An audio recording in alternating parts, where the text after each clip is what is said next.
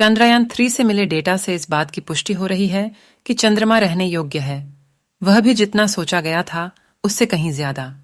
चांद पर स्थायी इंसानी बस्ती बसाई जा सकती है। चंद्रमा के दक्षिणी ध्रुव पर विक्रम लैंडर उतरा। तब से लैंडर और रोवर दोनों पर्याप्त डेटा भेज चुके हैं। अगर सारे डेटा को अलग थलग करके देखेंगे तो मामला समझने में मुश्किल होगी। फिर लोग कहने लगते हैं कि ये तो रॉकेट साइंस है। जबकि अगर सारे डेटा को एक साथ जोड़कर देखा जाए तो आपको पता चल जाएगा कि जितना सोचा गया था चांद उससे कहीं ज्यादा रहने लायक है। इस बात का सबसे बड़ा प्रमाण यह है कि जब लैंडर ने चांद की सतह के ऊपर और नीचे के तापमान का पता चला, ऊपर 50 से 70 डिग्री सेल्सियस तापमान था, जबकि सतह से 8 सेंटीमीटर नीचे तापमान माइनस में था। सिर्फ 3-4 इंच में ही इतना अंतर है, लेकिन इन दोनों तापमानों की बदौलत रहने लायक माहौल बनाया जा सकता है। विक्रम लैंडर ने सतह की जो जांच की उससे यह पता चलता है कि सतह के नीचे सर्दी ज्यादा है, लेकिन इस बात के भी प्रमाण मिले हैं कि चांद की सतह सुपर इंसुलेटर है। असल में चांद की सतह का सबसे ऊपरी हिस्सा तीव्र इंसुलेशन के लिए जाना जाता है। यहां पर तापमान रात में -140 से दिन में 113 डिग्री सेल्सियस तक जा सकता है। लेकिन जैसे जैसे 30 सेंटीमीटर या उससे नीचे जाएंगे तापमान स्थिर हो जाएगा। चंद्रमा पर कोई वायुमंडल नहीं है।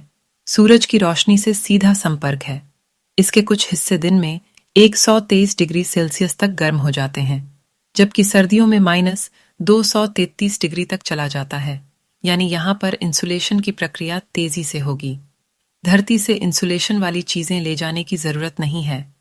अगर इंसानों के रहने योग्य बस्ती बनानी है तो उसके अंदर का तापमान इन इंसुलेटर्स पदार्थों के जरिए संतुलित किया जा सकता है।